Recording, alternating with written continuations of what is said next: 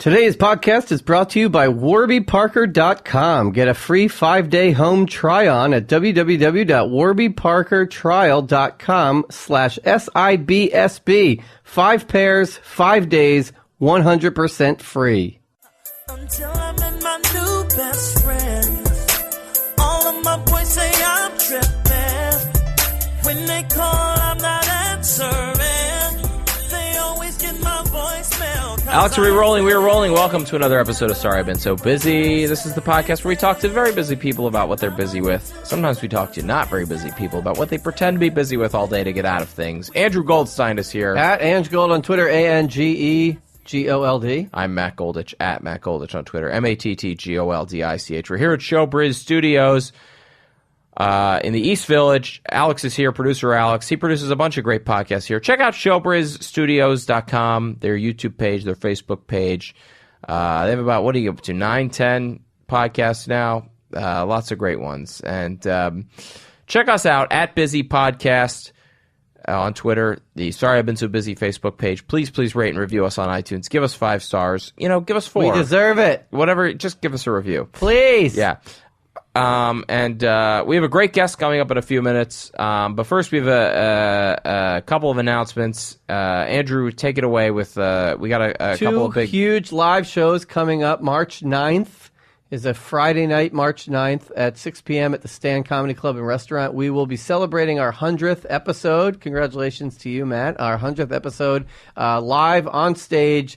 We'll have comedians Chris DiStefano and Giannis Papas as our guests. Very funny guests. It's going to be a good time. A lot of surprises, a lot of former guests, hopefully. And we would love you to come out to that. Get your tickets at thestandnyc.ticketfly.com. .ticketfly.com. You can get tickets for that March 9th, 6 p.m. It's our 100th episode. And then a month later, April 8th is a Sunday, 1 p.m. at the Abrams Art Center here on the Lower East Side. It's the NYC Podfest is the official name, and we will be we'll have another live show as part of the Podfest. NYCPodfest.com. NYCPodfest.com. It's at the Abrams Art Center on the Lower East Side, April 8th at 1 p.m. We'd love you to come out, even though it's WrestleMania at night. You should still come out and see us. You'll make an exception. Do the podcast live. So 2 big shows, our 100th on March 9th and part of the NYC podcast on April 8th. Great. Andrew, this is the part where we usually catch up and find out what the other one's been busy to. We were busy saw together. Each other on Sunday at the Writers Guild Awards. WGA Awards. And I was there with the team from Late Night with Seth Meyers. We were nominated. And our former guest of the podcast, Amber Ruffin, and my coworker did a brilliant job hosting. It was hilarious. Killed it. Yeah.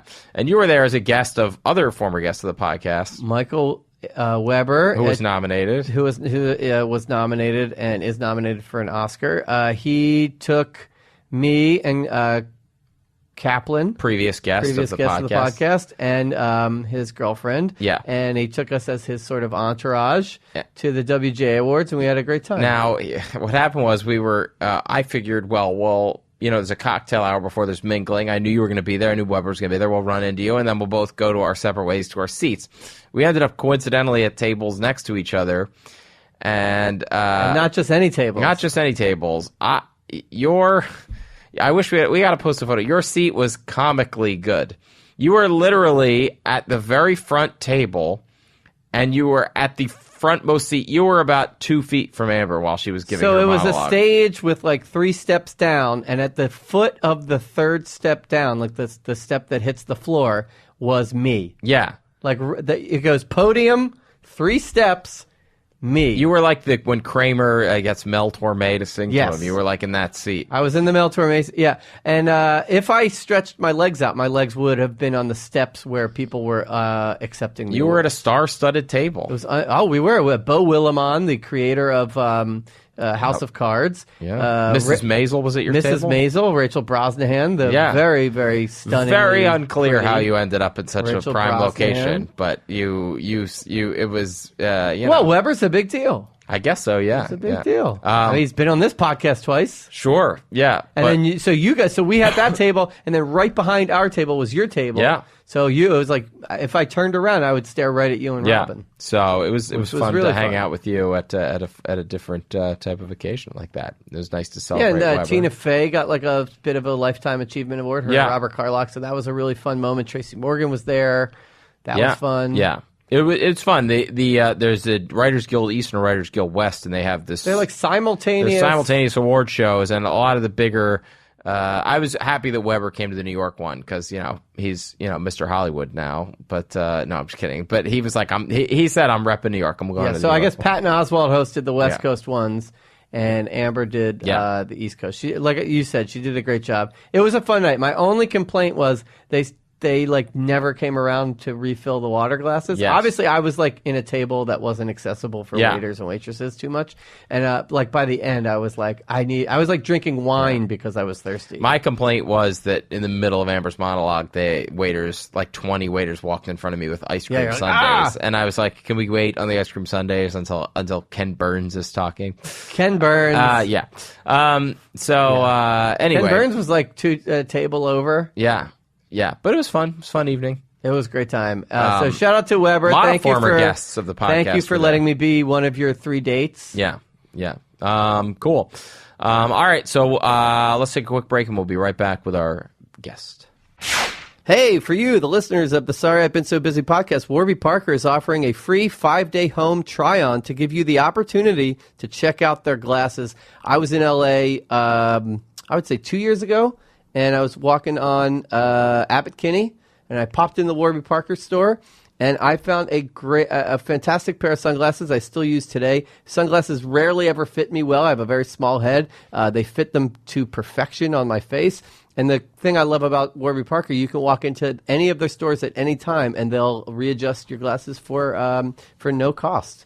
And you kind of always can tell when somebody's wearing Warby Parkers. They're very stylish. To get your home try-on today, go to warbyparkertrial.com/SIBSB. Again, that's warbyparkertrial.com/SIBSB for your free 5-day home try-on.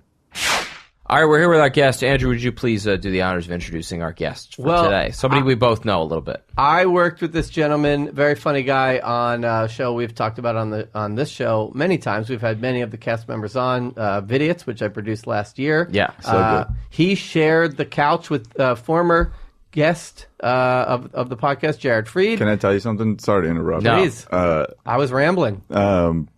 But I want to say like 6 months ago, or like a year ago, my cousin was in South Africa, in Johannesburg, and he turns the TV on. I love this. He turns the TV on, he's flipping through the channels. He's like, yo, that's Nimesh. Yeah. And it's me and Jared on the Vidiots. It's an episode of Vidiots that I'm in, and my cousin's in South Africa, turns the TV on and sees me. Dude. And he sends me a picture. He's like, dude, you're on TV. That makes me so happy because our whole thing was who was seeing this show. It was amazing. Because we made it for MTV International, so somebody actually saw it, not on MTV2 here in America. They saw it in Johannesburg. Yeah, my cousin. I immediately sent it to Ryan. Like, It was you hating a video from Britney Spears or something. Probably, yeah. But anyway, and now he works at Saturday Night Live, Nimesh Patel.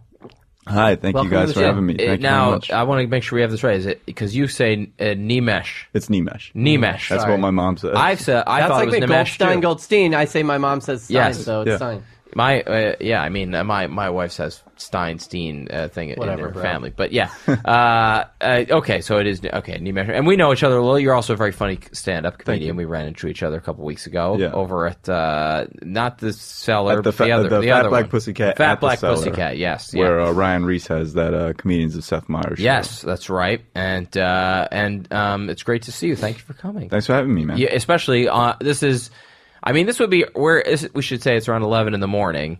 Now, is this early for you? I mean, like, or are you an early? We'll get more into your day later, but I'm definitely a morning person in that, like, I can't sit in bed past like 9 o'clock. Oh, okay. Like, even if I'll try, like, on Even weekend- as a comic who's out till, let's say, 2, 3 in the morning, Yeah. you're still up at 9. Yeah, Like, I need to go. I think I used to have a day job. I mean, I still have a day job, but like a regular person's day job, and it would be like, get up at 8, go to work, and then Right. work till 6 or 7, and then I would do mics and then come home and then do that again. But I think I just got into a habit of doing that. You're like Trump. You only need like 4 hours of sleep, and then you're highly functioning. You're very much like Trump. Yeah. my Nimesh Patel. You're very much like Donald Trump. I wish I could do this over the. Yeah. He was making hand gestures. What was I gonna say? Oh, my like ideal sleep model to emulate would be like Kobe Bryant's. He sleeps like 4 hours a night and then takes like an hour nap, and it's just like the greatest fucking guy on the planet. Or like Vince McMahon does like 2-hour intervals, wakes up to eat and work out, goes back to bed, wakes up. It's like Kramer. Yeah. He has to eat. He has all these tiny meals throughout the day. Here's the crazy question, though, right? He's a genetic jackhammer. Like, what if Kobe Bryant is wrong, and if he had slept like 9 hours a night, would be even better? Like, isn't that like insane to think about? I mean, LeBron sleeps like 9 to 12 hours, right? And he like takes naps and shit. And it's just like I don't know. Oscar nominee Kobe Bryant. That's right. Yeah. True that. Yeah, I mean, different strokes for different folks, I guess. I don't know. Weber told me he at the Oscar nominee lunch when they all take the photo, he chest bumped Kobe Bryant. Nice. When they mutually said our friend and former guest is an Oscar nominee for having written the Disaster Artist. Yeah. You wrote for the Oscars, right? Yes, I wrote for the 88th Academy Awards with 1988. You wrote the Oscars. The big one. I was 2. Yeah. Billy Crystal. No, that's amazing. First of all, I think, Matt and I both could say it's like a bucket list thing to write on. It was fun. It was such a weird thing to like. That was my first writing job, to like sort of dive into that with Chris Rock. You really started at the bottom. Buddy. Yeah, it was just. You're random. like a Drake song come to life. How'd that happen? It was so nuts. How'd you get that? No, I'm just kidding. No. That would be a great podcast, by the way. How'd you get that? Yeah, it's just like struggling comic. Just like, and then like the co-host like taking notes, like, okay, so is this like, even connected? Yeah, yeah. Do you have his email? This is a segment we call "Do you have that person's contact?" Yeah. Would you pass along my resume? Yeah. Would you read this? Chris Rock came to watch. I used to host a show called Broken Comedy, which you've done before. Yes. I think. Yeah. It no longer exists because the bar got sold and gentrification, whatever. By the way, sorry to interrupt. Let's get back to that. It was a weird bar. I remember, like, wasn't like the comedy show in the back and then in the front there'd be people who were super into like motocross or something. That's exactly what it was. What's explain it to Andrew? Yeah, it was very strange. Bar Matchless. So Matchless is a brand of motorcycles, and Bar Matchless at the corner of Manhattan and Driggs in Williamsburg / Greenpoint was like one of the only motorcycle bars in the city. And so, but it's not a biker bar. It's not like a biker when you think of like Hell's Angels and but no, I mean there were people. There were like there's something for everybody. A lot of like old motorcycles parked outside constantly. And you walk in there and go, "Can I do a comedy show in the back?" Yeah. So Mike Denny, who founded the show, like who found the venue, was like, there's a back room back there. Can we do a comedy show back there? Because he used to do like rock shows, and I think like Hannibal and Damian Lemon had started a comedy show there forever ago, but it just didn't take or whatever. And then in the back of this biker bar is a venue. So it was unclear to me, were people watching like live motocross? Live motocross. Yeah. Motorcycle racing. And every time it was on ESPN 7. It was, I don't know how they got it. It was weird. Yeah. It was like you could see the wiring going through the ceiling for like the satellite. Yeah. But so you had this show in the back of a bar for how long? It was like 6 years. It was a great show. So there were, and I wonder how many people walking into the bar, whether you could tell immediately whether they were there for the comedy or for the motocross. Yeah, I mean, the show would end. I mean, the motorcycle races would usually end around like 10 o'clock after like one big like for the finish, and then more people would come in, and they would be like people in like leather vests, like, and we just like. Right. You just like sidle up to a guy at the bar and he's like, "I love Kawasaki motorcycles and Kristen Shaw." Yes. we built like some motorcycle fans ended up being fans of the show, and they would like make the Monday night, watch the races till 10, and then come in. Yeah, and it would just be cool. Many years ago, Chris Jurek and I used to host a comedy show in a bar in the back of a bar, and it was one of those ambush type things where they would let people drink the people would be drinking in the bar, and then you'd have to let people know, like, there's a comedy show starting in here in like an hour, and so like you can either choose to stay and like watch the show, or like, we didn't want to like spring it on people. But it was also this bar where once a month, the show was every other week, and once a month the Doctor Who fan club would have their meeting there. Hilarious. And they would we told them, we were like, and they were like, no, we'll stay, and they ended up being some of our best audience. They would stay and come awesome. like on yeah. So Chris Rock walked into this. So Chris Rock was there to check out another comic, and then Chris was late, so I had to go up, and as going up, I saw Chris walk in. I was like, oh, crap. Normally I would just screw around in that show. But I was like, oh, Chris is here. I have to perform. Yeah. And then just did a set, and it was great. Chris was like, you're funny. I was like, you're Chris Rock, who's special, by the way, drops today. Yes. And then 4 months later, I got an email saying, hey, or I got a phone call from my manager saying some guy from the Oscars called, said Chris Rock wants you to write for him. Oh, my goodness. And I got an email from a friend of Chris's emailing me the same thing like 10 minutes before, and I was like, what? And then contract came. I was like, holy shit, I'm going writing for the Oscars. That's so cool. Yeah, it was nuts. Who was in the room? It was a fairly big room. Michelle Wolf wrote for that. Wolf was in the room. Because I was working with her at the time. Yeah, she was on set at the time, I think. Wolf was there, Langston Kerman, Vanessa Ramos. Those are like the four of us who I feel like we were like the less seasoned writers. Yeah. Or at least just and then a bunch of old relative. And then a bunch of old Jews. Like Bruce Valanche. What's his name? Scott Aukerman was there. Oh, yeah. Neil Casey was there. And then there were like some legends in the room, like Rodney Barnes was there, Mike Ferrucci. Yeah. It was a crazy Frank year Sebastiano. because like it was nuts. it was they hired, and of course John Max, who you might have worked with. No, I don't think so. He's but written I on know my the name. Yeah, Sure. the last 20 or something. the guy. He's the guy. It was a crazy year because they hired Chris Rock to host the Oscars because, like, when would you not want to have Chris Rock host the Oscars? Like, obviously. And then it happened to be that year where there were no black nominees, and it was a big scandal. It was. And, then I'll give you when I got that job, typical day. So up until the nominations came out. Yeah. And so, like, at that time, I was working at, like, a private equity or family office, like, during my day job in finance.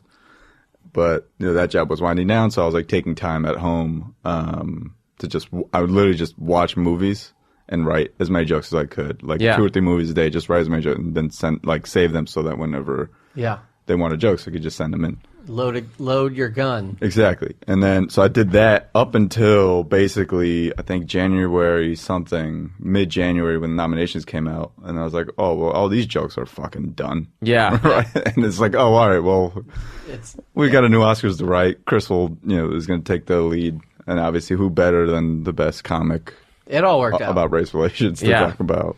And when I say it all worked out, I mean race relations. Yes. Oscars-wise, it's worked out better, certainly. Chris solved races. They can only handle one controversy at a time. So now, this year in the with all the other harassment and misconduct story going on, the race stuff we've pretty much solved. Yeah. We've handled. No, but honestly, look where we are. Like Get Out. You have Jordan Peele first black original screenplay. It's incredible. It's my favorite movie of the year. I liked it a lot. I think it's like technically very well executed. Yeah, a lot of good movies this year I liked. It didn't have a fish person in it. No, it didn't. There was no That's usually my barometer for great movie. Is a humanistic fish. Yes, that's what you want. That and like Mermaid was my. Your story of like I guess I could tell this now, but writing all those jokes and then having them go out the window, it reminds me of one of my first big job I wrote on Letterman, and it was I got hired, and my first day was on a Monday, and that Thursday was the day he went on the air and told the whole story about how he got blackmailed and he had relationships with people in his office. It was like, it was a crazy story. Right. And then oh wow. So I woke up Monday and I was actually before I was working from home. I didn't have an office yet. So the first day I woke up, they go, okay, we'll write your first set of monologue jokes and send them in. So I go, okay.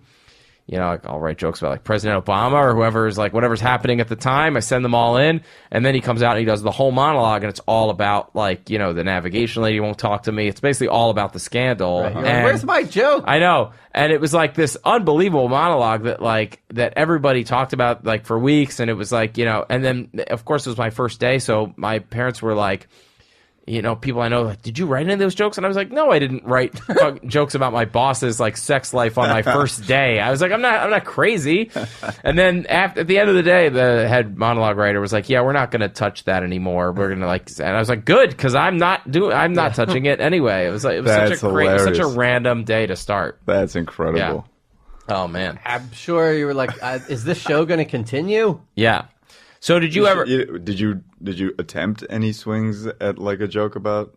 No. No. I mean, maybe in a text message to somebody else, Yeah. but not. Yeah, but Nothing yeah, written up. no, yeah. So did you ever like think of yourself? I mean, because how long had you been doing stand up at that point? That was what? I was like probably 5 years in at Yeah. that point. And did you have like 5 or 6. aspirations to be a writer, or was that just like out of the blue that like? I entered comedy with just wanting to do stand up and then taking whatever opportunities present themselves. And this was one that fit that mold perfectly. Sure. It's like, yeah, of course I have to do this. Yeah. There's never a consideration to not. And it just, this writing path has just sort of unfolded in front of me. Yeah. And then post Oscars, that just opened up some doors. Post Oscars, it was, I'm just trying More to finance jobs. Yeah, those were done. All the banks came. Everyone, Yeah. I sent out my resume, like at the top was Oscars writer, like, and then below it was all this lack of experience from having crappy jobs. Yeah. While doing stand up. No, I'm trying to remember after the Oscars, like how it was. It was a dark time in movies and in America. No, I think after the Oscars, I ended up writing on Comedy KO, which is on True TV. Sure. Damian Lemon. Yeah, I did that for like a summer, and then like I worked with Aquafina on her talk show. Right. But it was never like a. Oh, Alex is chiming in. He worked on that, right? Yeah. Yeah. Alex was the talent booker on the Oh, Aquafina awesome! show. I think I was on the. I want to say season 4, but with Go 90, it's so weird. Like, Yeah, I who don't know how knows? they break what it is, but yeah. With like Heems was on it. Andy Milanakis was on it. Oh wow. Andy Schmakis. Yeah. Which I wrote a rap for, and he read like 2 or 3 lines, which is like the coolest fucking thing in the That's world. nice. But anyway, it was never like a steady writing job. Yeah. Until SNL happened. Yeah. It was just like random stuff. And you've always been? Are you from? Where are you from? The East I'm Coast? from Jersey. From Jersey. But I've been in New York for, I want to say, probably like 10 to 13 years. Because I don't know if I'm supposed to count the year and a half or so that I moved home. And Right. North, Central, or South Jersey? North Jersey. It's Parsippany, so it's like 40 minutes out. What's your mall? Willowbrook. Got it. Well, That's how I navigate. It's Willowbrook I've or done this on the Rockaway. podcast before. Like we're sort of in the Sure. middle. Where- Got it. I think there's a Parsippany reference on Seinfeld, isn't there? Yes, there is. What is it? It's the episode where there's a mom and pop sneaker store, and they end up closing down. They take all the sneakers to Parsippany, New Jersey. There you go. Right. If you're growing up in Parsippany, I'm guessing that was probably a big That deal. was a huge deal. when fucking Seinfeld. I mean, I don't remember it because I guess it was like 95 when that happened, Yeah. and I was like 10 or whatever. But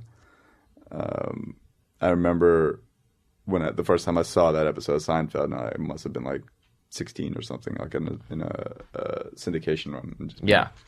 that's hilarious.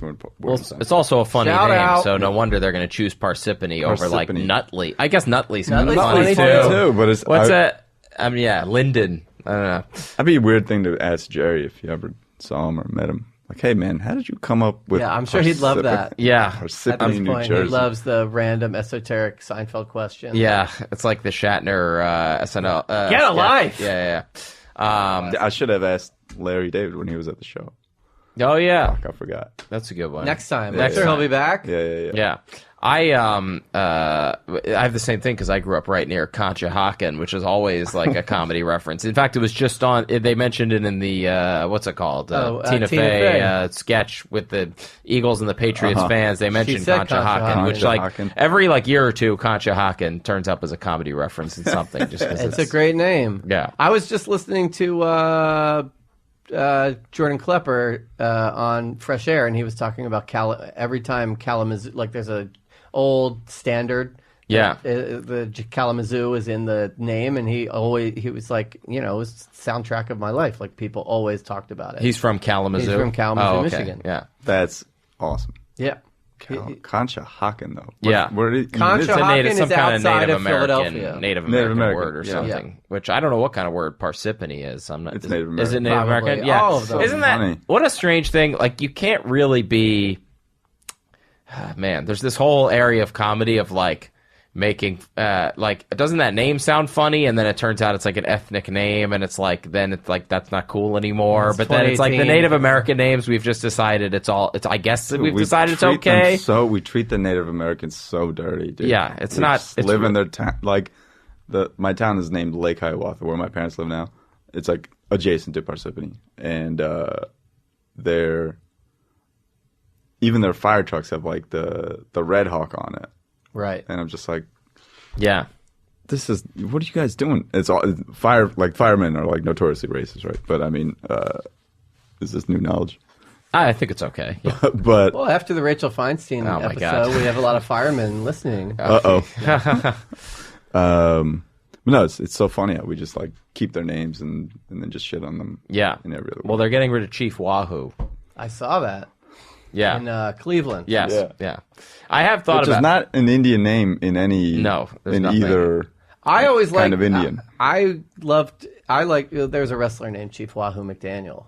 Oh So, yeah. those stories I got nostalgic. I have thought about like if I grew up a Redskins fan, like what would I do? Like would I be able to root for the team, or would I draw the line? I get at, all the like- reasons to change it and everything, but I'm such a like weird purist that I'm like, don't just leave it alone. But I get that it's completely. Yeah, well, if you were a Native American, you I would know feel differently. but I'm like Yeah. weird, and I don't want anything to change. But then, like, I don't know how they feel about Parsippany. You know, like, are they okay with it being have no idea. I don't know. Can you spell Parsippany? Parsippany. Well done. Yeah. I Yeah. can't Grew spell up there. Conshohocken. No, I know, but there might be a blockage. What? Here's a cliche question. It's a great password, by the way. Yeah. Oh, that's a good that's one. that's Yeah, great. yeah. Well, actually, I would say now there's probably a lot of Now we know Nimesh's password. Oh no, Yeah, I my know. passwords are impenetrable. Oh, okay, good. I don't know. That's that. another podcast we do. called- Parsippany, but with the sixes for peas. Yeah, That's another segment we do. Is Yeah. what are your passwords? Yeah. What passwords do you type on a daily basis? Let us unlock your phone. There, we seem to be having like a kind of a boom of like South Asian comedy, right? There's a lot. Is it Southeast? What do we South call Asian, South Asian people? There's a lot of good comedy, like between I think so. like. Well, Are you hope guys so. all friends? I guess like Yes, we are. Kumail and like Aziz are sort of like the ones who sort of Aparna. like, and then now Aparna and like we had Akash. It's like it's amazing. It's great. Thank I think you. it's very cool. Yeah, but I mean, feels like, fun, man. I'm just curious. Growing up, like, what, I mean, you're younger, so maybe it wasn't as. But how did you end up going into finance, and then like, did people think it was crazy when you had started doing comedy? Well, I grew up as like pretty typical suburban Indian kid. In that like parents like you got to be a doctor kind of thing, and like I sort of bought the hype. I was like, yeah, I want to be a doctor, and it seemed cool. Yeah, I'm into that. And I still think it would be pretty cool to go back at some point and go get an MD or something. But You'd be like that Richard Dreyfuss movie where you're the fun doctor. Oh no, Robin Williams. You're the fun doctor. Patch Adams. You'd be like You're gonna Patch compare it Adams. to? You'd be like Patch Adams. Patel Oh my God. Adams. There you go. So I went to NYU freshman year. I was like, all right, let's do this whole pre-med thing. Bought it, and then was like, all right, well, Stern, the Stern School of Business. Howard Stern. Yes, the Howard Stern School at NYU of talking into a microphone was right there. So I was like, I want to transfer if I can, like get a finance major. I could still be pre-med, but like if I'm at one of the best finance programs in the country, might as well take advantage of it. Yeah. So I transferred from like the College of Arts and Sciences to Stern, got a finance degree, graduated in 2008. Awful year to graduate. Perfect time to have a finance. Yeah. degree. Right. You're right in there. On top of that, like a lot of my peers deserved the jobs that they got, whereas I was vying for jobs that I was less than qualified Yeah. to get. Now, when you're going to NYU, are you like popping? Are you like dropping by the cellar and stuff? No. Or, Well, the first time I had ever seen live comedy was freshman year at NYU. I was walking home from finals or from studying for finals, and I passed the cellar, and it's like a Tuesday or something. And like back then in '04, the cellar was not what it is today, where it's like constantly packed. It was like it wasn't in the credits of a TV show. No, it was not. It was like what you would see in a typical club, where it's like 8 people on a Tuesday night, like, drunk or whatever. And that's what it was when I walked in, when they barked me in. But Chappelle was on stage, and I was like, "Oh shit, that's insane!" Then Dave Chappelle's right there. Yeah.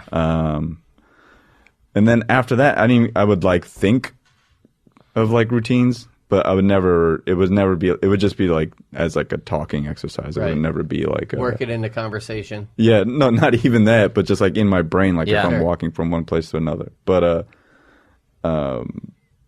it never even became a thing or thought until after graduation, when like a year after graduation, I hadn't had like a good job that I was like happy to have, that kept me in the city and like let me live the way my peers were living. Yeah. And so I was kind of bored with the job that I had, and I was like, fuck this, I should be doing more. I took like a real writing class as opposed to like it was a dramatic nonfiction writing class at NYU. Like it's just like one of those course programs you could take, certificate programs. I took like one course, and I was like, this is stupid. Felt sappy or whatever. And then I was like, what else can I do just as an outlet? And I was like, I like stand up, and I never had a fear of talking in public, so I gave that a shot, and I was like, oh, this is awesome. And that was where'd you get up with that first time? Starch Factory, August 19th. Oh wow, yeah, in New Brunswick. Shout out. Yeah. Back then it was like a big bringer show on their open mics. So I brought like 20 cousins. Yeah. Got to do like 4 minutes. I planned 5. It ended up being like 3, I think. And then that's great. Just send out the blast to your cousins. Yeah. And like 20 of them showed up, and it was cool.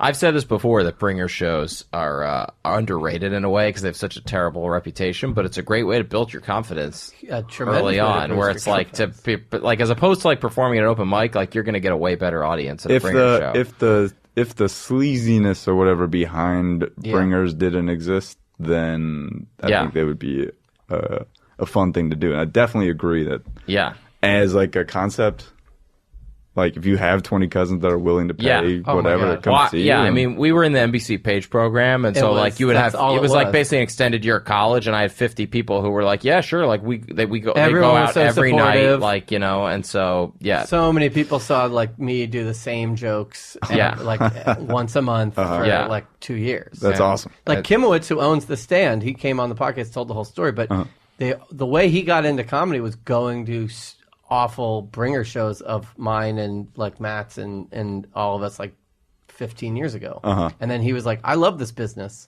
And he became a manager and then opened the club, and the rest is history. Oh, wow. I didn't know that. That's dope.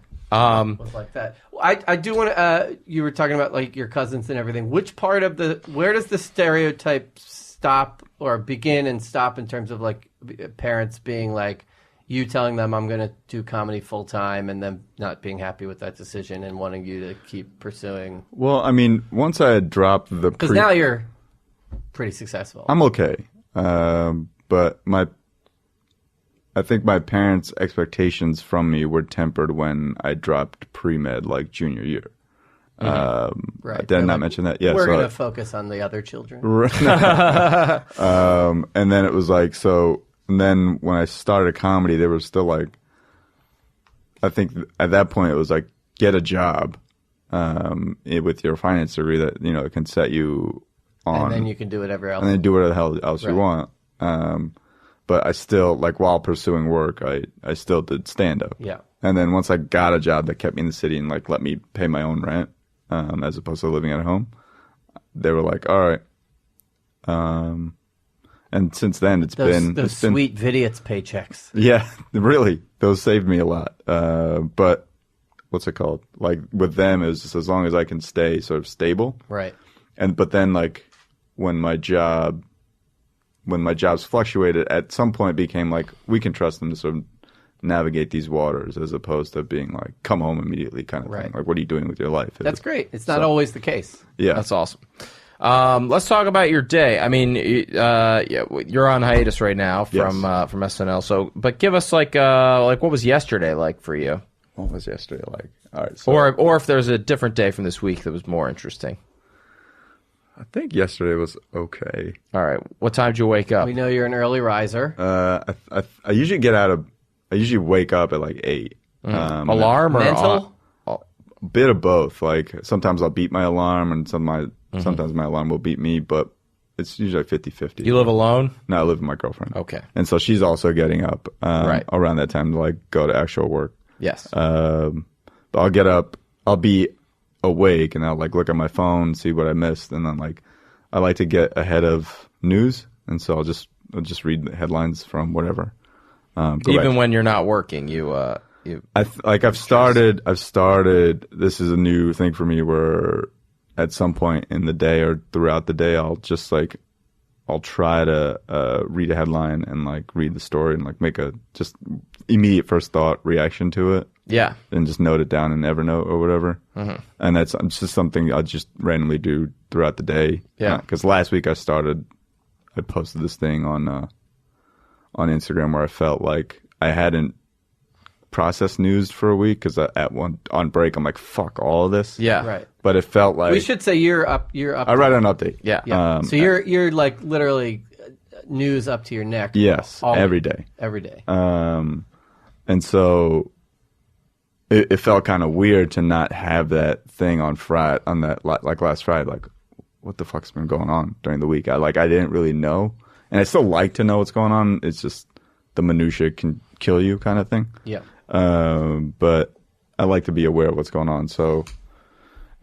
that's why I'll stay up on top of news. So last week I just started this thing. I posted this thing on Instagram called Week in Review, and like I just had like 8 jokes or 8 thoughts about what had happened during the week, and like people DM me like, yo, you should do this every week. I was like, that's not a bad idea.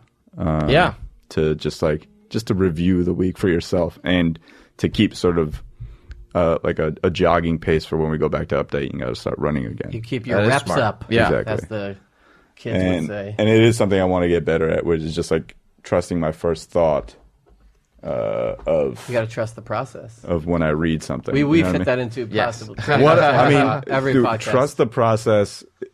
Like, is the greatest It's- hashtag. What is it? Motto, mantra? Yeah. Like for an athlete recently, I think It's been Trust amazing. the I mean, he's process is- named himself the process it's because of it. incredible. It's really caught on. Yeah, it's And a it's great. applicable to anything. Yeah, trust the process. Shout out to Spike. So you Lee. wake up at 8. Who gave him that? There's a podcast in Philly called the Rights to Ricky Sanchez podcast. They're very obsessive Sixers fans. Okay. A guy in the media, Spike Eskin, and Michael Levin, who is a screenwriter in L.A. Mm-hmm. And this player, Tony Roten, claims to have said it the first time in an interview, and then they kind of blew it up as the mantra of the team and the whole Sam Hinkie era and the building of the team and the tanking, etc. And they claim credit, and rightfully so, I believe. Okay. And so it's been like spurred on by them. And now it's like a thing. Like it's on billboards, it's on T-shirts, it's incredible. his nickname. He says it at the end of interviews. Like he's like Hamburger the comedian. He'll say something and then he'll just go, trust the process. It's incredible. I mean, shout out. He to should host Joel. SNL. Joel Embiid would be. He would be crush it. awesome. Sure. First they Imagine got that. first they got to get Foles, and then You got to get yeah. Foles. Who was on Ellen? Yeah. So you wake up and you're just looking at headlines in bed. Just not. Yeah. It'd be like World Star or Yeah. Instagram or whatever the hell. But just like my eyes will start moving, and I'll make sure I check CNN. And, Yeah. Reddit at some point. Maybe like I'm going to venture to say you're the first update writer who gets your news from World Star. my World Star. Herb Is, Sargent, I believe, was a huge. Wow. Good pull. Good pull. I don't know. It was Herb Sargent. He's Wait, like wait. the originator. Yeah. The first. I think Weekend we only update know that writer. because there's an award shit. named after him and At the there we go. WGA Awards. So you wake up and then at what point do you get out of bed? Usually around 8:30 or 9. Yeah. Do the morning bathroom stuff. Coffee? You a coffee guy? I just got a Keurig, and so yes, Yeah. even more so than I was before that. Usually, I'd like 9 times out of 10, I would just go down the street. I also like to make sure I'm outside at some point during the Yeah. day because on a hiatus. Healthy? Yeah. Yeah. Yesterday, what did I have in the morning? I don't remember. I had like coffee and what's it called? Frosted mini wheats. Ooh, I Gotta used to get love those in. Frosted Mini Wheats. Some almond milk to There you counteract go. Yeah. the sugar intake. Frosted Mini Wheats feels like a good in-between cereal where it's like sugary but also healthy some way. It's got that fiber, man. Yeah. So That and the coffee. Hey now. So when did you leave the house for the first time yesterday? Oh, I left at like 10:30. I had to go to the office to pick up Knicks tickets. And so I picked up some Knicks tickets, and then I decided it's a good thing to do, like change your work environment. And so I just went to the office to work instead of working at home. I do that. I go to the talk office a about it all lot the on time. hiatuses. Yeah. Hiatuses. Yeah. I mean, we record usually on Fridays, which Matt has off, but usually you go into the office. Well, I also go. There's the a variety gym. of reasons. The gym is there, and that's the only gym I'm a member of, so I go there. Well, also, there used to be a situation where now my kid goes to school, but when he was home with the nanny, it was almost impossible to get anything done there. So I would go into the office. But yeah, Got it. Yeah. Were you going to the Knicks game that night? Is this going to be? No, I'm going to the Knicks game tonight. Oh. But I had to pick up the tickets yesterday. Got it. So I got them yesterday, and then I think I stayed at the office for maybe 2 or 3 hours. Have you enjoyed 30 Rock besides the office, like all the food downstairs? I think the first 2 or 3 weeks I went and did my exploring of what food was down there and like just the shops or whatever. And then after that, now I just send an intern to Right. either like go downstairs or now it's like go get me chopped or Indie Kitch, please. You know, like I love Indie Kitch, It's by so the good. way. it's so good. Where is it? There's a few. I haven't been there. I didn't know there was one at 30 Rock. There's one it's at 40. I'm gonna say 46th and 6th Avenue, 48th and 6th Avenue. Ironic, working on video, it's working at the Bird Brain office, which was on 55th. There's the Indie Kitch on right 8th, there yeah. on 8th. And I popped in, and the picture of the kati roll, it looked so good, but I kept getting bowls because I was like, I don't want to eat the carbs. The one Friday, I was like, fuck it, I'm going to do it. I got that. I was like, this is the best fast casual meal I've ever eaten. It's so good. Literally, like no exaggeration. I was like, this is the tea, and you get 2 of them. Yeah, it's so good. told And you you get we a side. get deep into the minutia. Very lunch Dude, heavy. Indie Kitch should be in every fucking mall. Indie Kitch is so good. It's so good. I mean, like, so Sponsored by Indie Kitch. do you try to stay? I Yes, this podcast is brought to you by Yes. Indie Kitch. So obviously with the lack of sleep, you're not one of these people who like when the show is on, you need to like shift your body clock to like be like up because you're always up late at night doing sets. And Yeah, so- I mean, my body clock hasn't shifted as much. and hiatus, whether it's hiatus or on, it's pretty much the I same. could see some people starting out at SNL and it being like super not culture shock, but just shock of like, that my whole schedule, I'm staying up late, etc. But you seemed pretty adjusted. Yeah, I mean, I think I don't know if I'm an anomaly, but I definitely know You're a unicorn, like unlike Chris the Stapps. other half. I think if you come I from would not, yeah. from a stand-up environment, it's probably easier adjustment because you're used to working nights, you're used to working late. Have you nights. been able to work a day like some of the slower days and still go do mics? Yeah, I'll still do. Definitely not mics, but at the cellar, like you can have like a slated slot time, and so Yeah. it'll be like 11:30. And you're not like show or burnt something. out. Sometimes it's like some days I'll be burnt out, and like I'll know when not to put in avails for like the previous week. I'll be like, oh no, this is probably going to be a heavy Right. week, This or is the third of 3 shows. right, or kind of I'm thing. like just tired. Yeah. And I have no new material that I've been anxious to try out, so I won't Right. as often go in, but.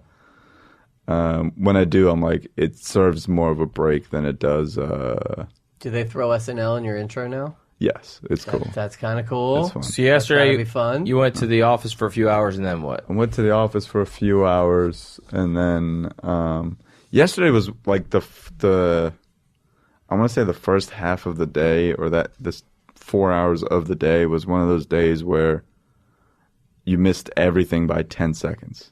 Like the right. train or the door Right. closing or that kind of thing. And so or you made a decision. Normally I'll trust my gut on a decision, but sometimes I'll make a decision that's like anti-gut, just be like, let's just give it a shot kind of thing. Like the example being when I left the office, I took, I went to get my girl's birthday card, went to get a Valentine's Day card, and then I went to Murray's Cheese to get So good. like the best cheese on the planet. Yeah. Like we got this brie truffle. I can't wait to fucking try. Nice. Gonna be It's awesome. Valentine's Day. Yeah, I yeah, love yeah. it. And then from there, I took the train to I took from Grand Central to Union Square, and then I hate taking the 405 all the way to. By the way, Brie Truffle sounds like a porn star. Sure. Yeah. Did you see Brie Truffle's new drop? Yeah. She's a chef. They gave Chef cum porn $130,000. star. Michael Cohen gave $130,000 to silence Brie Truffle. Yeah. So I did a 405 Union Square. I hate taking the 405 to all the way to Barclays because it takes forever. Oh yeah. I'd rather just walk underground to the end. The end wasn't coming, so I took the Q. Yeah. The Express. And the Q goes to DCOB, where you can either switch to the R, which would bring you to like a much closer exit to my apartment from Atlantic Barclays, or just take the Q, and then you have to walk a bit above ground to like 5-10 more minutes to get to my apartment. And so normally I'll just hop off at DCOB and then just wait for the R train. But my gut was saying, don't do it. Just take the Q the whole way. The R is fucking stupid during the day. And in general, it's pretty dumb. But I was like, nah, you know what? Get off and wait for the R. Like, there's a bunch of people waiting. It means it must be coming soon. Subway context clues. Right. And so I got off and then waited like 10 minutes, and the R just wasn't coming. Then another Q train came. So I was like, all right, let me hop back on that. And so if I hadn't made that like 10-second decision, Right. I would have been fine. I had a big rant 3 podcasts ago about the Express and the local. Yeah. Uh-huh. And you get on the Express, and then the local comes, and then the local doors close, and the local leaves, Right. and then another local comes, and it's like, why am I on an Express? Right. The whole thing. I I get very frustrated. I could talk about the MTA for fucking. I hate them so much. Yeah. But I won't get into it. So you went back home. And then your girlfriend. I think I just remember. Pick out which jersey you were going to wear. Oh no, last night was not the game. Oh, that's right. Tonight. That's right. Yeah. There was no game. What's it called? I thought I would get home at like 3:30, and ended up entering my apartment at like 4, and just be like, that fucking 10 seconds cost me all this fucking 30 time. minutes of home time. Yeah, and it just so I had all this. I also went to pick up from the office. I went to pick up these incredible new sweatshirts I got made. I went to do that first. That was the first Valentine's Day gift. As like merch? No. Yeah, I'll just For show you. Valentine's. I'll just show you Okay. right now. Oh, got it. Is the idea? Are you trying to? Your wife? Your girlfriend has a day job, and you're trying to like be home like for like when she like. Wow, that was fast. Yeah. It's the Obama portrait. Yes. Obama portrait. Yeah. I wanted to get it. Like the instant I saw, I was like, I got to put that on a sweatshirt or something. Yeah. You have a store. You have a guy. You You have have a to take him down to guy? Canal Street. I have a guy that I go to that I went to like 2 or 3 years that I'll get like I had these photographs I wanted to put on shirts. Right. And he did it like really That's well, fun. and straightforward. Crying Jordan face sweatshirt. Yes, and so I picked those up from him yesterday. Thumbs down guy sweatshirt. I want to get the girl that's you know, black girl that's doing this face. Yeah. I want to get that. I'm just thinking of all the memes. The what do you call it? So many. Anyway, so you go Wait, back that's home. that goofy black guy that's like that or whatever. Not thumbs up, but it's like always used for This one. The yeah, guy, this one. Yeah. Oh, that's that guy. what's what's his that name? from? I've seen the movie. It's like a short film that released in England. So are you trying to get home for like when she gets out of work? No. I just knew I had more shit to do. Yeah. Or stuff that I wanted to get done. Yeah. It was the looming thing was we were going to eat pizza at some point, and there was the Cavs Thunder game that was on last night. Is she a basketball fan? No, Oh, okay. You have to pick and choose your time. it was just like And it's the new Cavs, so it's exciting. I wanted to see them, Yeah. see how they were running. 2-0. They're doing well, but let's see if it's. I still think it's fluky. I think LeBron's that good of a player to like lift the entire squad, and they play well with him. But I like the new Cavs. I like the whole narrative. It's very fun. Who do the Knicks play on Valentine's Day? they're playing the Wizards today. So that's it. And I'm just curious. So was this a struggle going to a basketball game on Valentine's Day, or is this understood? Her birthday's on Friday, so okay. Right. The big more celebration important. is to that. Yeah, and it's all sort of blended together. What's your go-to? So. What's your arena food choice? I've only been to the Garden 2 or 3 times, and so I usually I'll just eat like outside of the Garden At the Penzi or whatever it's called. But I usually go to Barclays if I want to watch basketball. Right. I'll watch the Nets. But play in general, whoever. are you a hot dog guy or no, nachos? like fish tacos or whatever Nice. it is. Yeah, we're in 2018 where you can get fish tacos At Barclays, you can get fish They tacos. have great food at Barclays. Calexico is amazing. Did you end up doing sets last night, or did you go back out? I or did. no? I ended up. So I watched the game and then sat with my girl while she watched her reality shows until like 10:30. Bachelor Winter Games. Yeah, all that nonsense. Andy Cohen has mastered the art of filling like airtime with just the same show. Oh yeah. Like what was it? Real Housewives of. No, it was Bethany. Parsippany. Yeah, just my mom puttering on a Yeah. Patel brothers. It was like this new show, Bethany and Frederick. Yeah. They have a show Yes. on Bravo where they're like trying to flip apartments that are about like flipping like 5 million to Yeah, like yeah, 6 million. Oh, like awesome.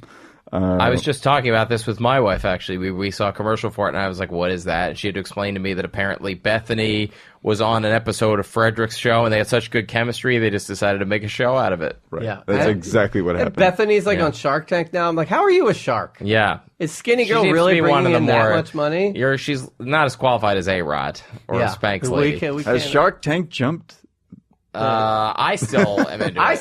still think it's a perfect TV Yeah. show. It's awesome. But infusing the new sharks is not my favorite. Some of them are better than others. The Prophet is better. I like the Prophet. Oh, I haven't Marcus watched Lemonis. I love Marcus yeah, Lemonis. yeah, you'd like him. He's the best. I love the vitamin water guy or the Snapple He's guy. good. He's been great. But, he's very articulate about like what he's looking for, and I appreciate his insights.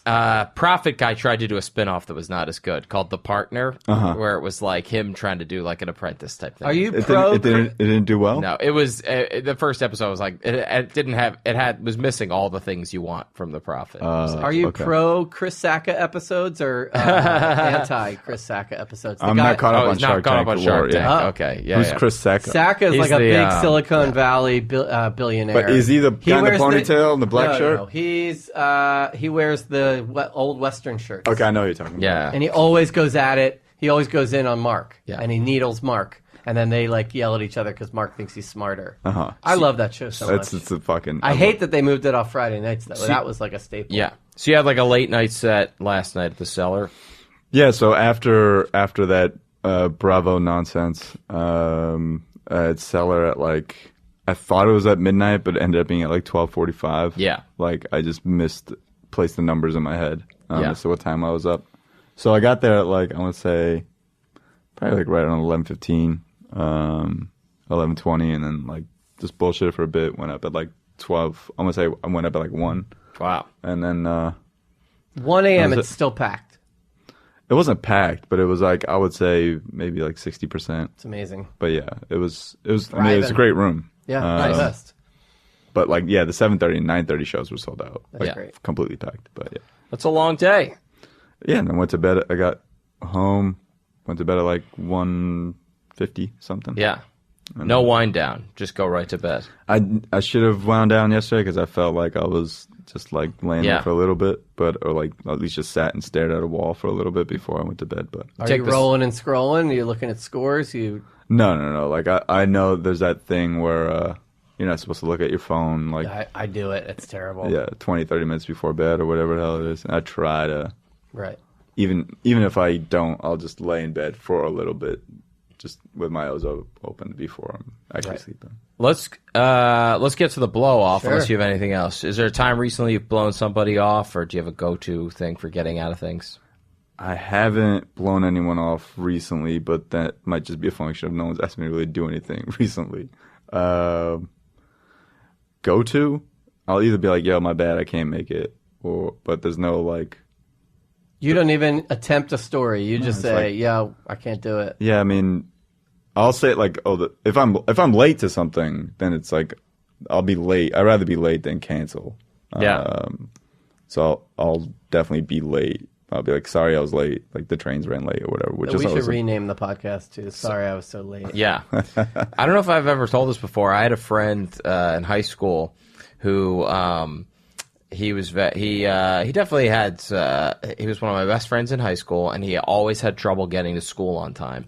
And so somehow he figured out that if he was he didn't want to, he was Asian, and he didn't want to admit to his parents that he was like missing school or something, and so like he couldn't, whatever the thing was like that gives you permission to be late to get signed, he couldn't get it signed like because he didn't want to tell his parents. And he somehow figured out that if he was late to school, he would get suspended, but if he didn't show up at all, he would only get detention.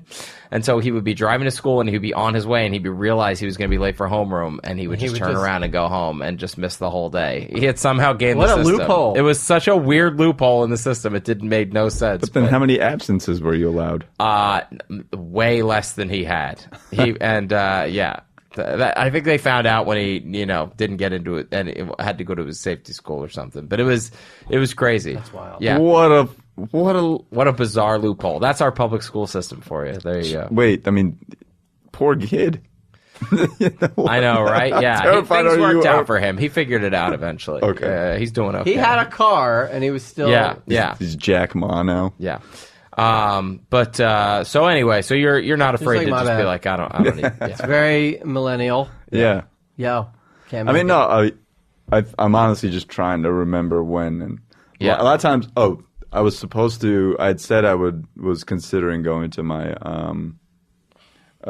cousin's Super Bowl party in Edison, New Jersey, but that was when I know there's a likelihood I'm going to cancel on something. I will give a bill. I will be like manage people's expectations up until I cancel. So it'd be like for my cousin's Super Bowl party, I was like, I'll probably come, but just to let you know that's a work night. It was like SNL was the night. Qualify it. Yeah. On top of that, it's my birthday, so I'll probably be getting fucking hammered.